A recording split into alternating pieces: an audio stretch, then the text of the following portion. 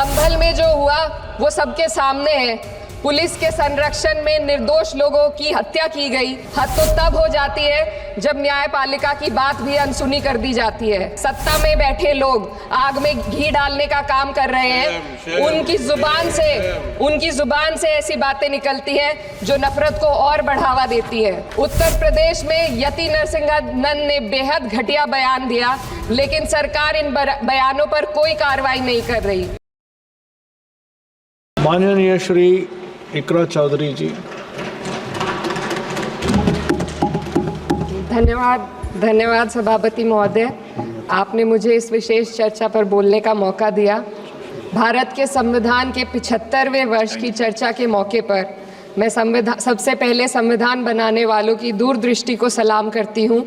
एक युवा सांसद के तौर पर मैं अपनी उम्मीदों को संविधान के साथ जोड़कर खास तौर पर ये बताना चाहती हूँ कि आज हमारे देश में पिछड़े, दलित, अल्पसंख्यक समुदाय को किस तरह अपने संवैधानिक अधिकारों और आज़ादियों की हिफाजत के लिए हर रोज़ मुश्किलों का सामना करना पड़ रहा है। Doctor B.R. अम्बेडकर के कथन से अपनी बात रखना चाहती हूँ। उन्होंने कहा था, मुझे अपने भारतवर्ष पर फक्र है कि जिसके पास ऐसा संविधान है जो लोकतंत्र, समाजवाद और सेक्युलरिज्म को संजोता है। लेकिन आज ऐसा लगता है जैसे संविधान की किताब तो है, पर इसे चलाने वालों का ईमान गुम हो गया है।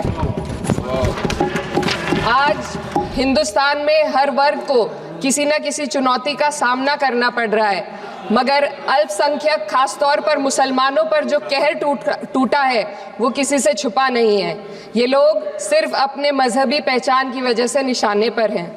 संविधान का अनुच्छेद 15 कहता है कि किसी भी नागरिक के साथ धर्म, जाति या किसी और वजह से भेदभाव नहीं होना चाहिए, लेकिन हकीकत इसके उलट है। हालात इस कदर बिगड़ चुके हैं कि hate speech, mob lynching, bulldozer द्वारा घरों को गिराने की घटनाएं आम हो गई हैं, खास तौर पर उत्तर प्रदेश में, जहां ऐसा लगता है जैसे कानून के नाम पर जंगल राज चल रहा हो। संभल में जो हुआ वो सबके सामने है। पुलिस के संरक्षण में निर्दोष लोगों की हत्या की गई और सरकार ने चुप्पी साध ली। अल्पसंख्यकों पर हिंसा बढ़ती जा रही है, मगर सत्ता में बैठे लोग या तो आंखें मूंदे हुए हैं या फिर इन घटनाओं को बढ़ावा दे रहे हैं। हद तो तब हो जाती है जब न्यायपालिका की बात भी अनसुनी कर दी जाती है। सुप्रीम कोर्ट ने मॉब लिंचिंग पर 11 सूत्रीय निर्देश जारी किए थे।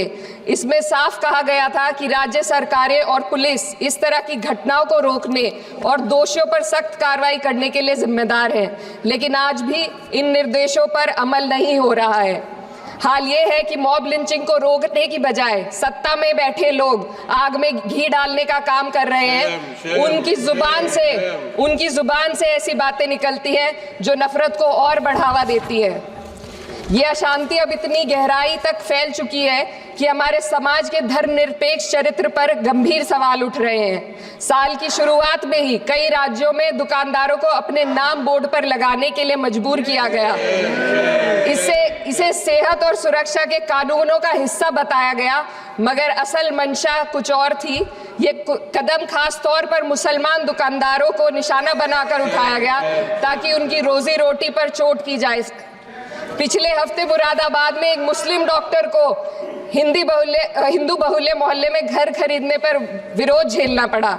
वजह बताई गई कि इससे मोहल्ले की सामाजिक शांति बिगड़ जाएगी। अब आप ही बताइए, क्या ये वजह सही है, जायज़ है? असल में ये छोटी बड़ी घटनाएं इस बात का सबूत है कि सांप्रदायिकता को बढ़ावा देने वाले बयान और नीतियां हमारे समाज को अंदर से खोखला कर रही है। उत्तर प्रदेश में यति नरसिंहन ने बेहद घटिया बयान दिया, लेकिन सरकार इन बयानों पर कोई कार्रवाई नहीं कर रही। हेट स्पीच न केवल जनमानस के विचारों को प्रदूषित करती है, बल्कि इससे अब संवैधानिक पदों पर बैठे लोगों को भी प्रभावित कर दिया है। अभी हाल ही में माननीय उच्च न्यायालय इलाहाबाद के माननीय न्यायाधीश ने ऐसे बयान दिए जिसका संज्ञान खुद सुप्रीम कोर्ट को लेना पड़ा।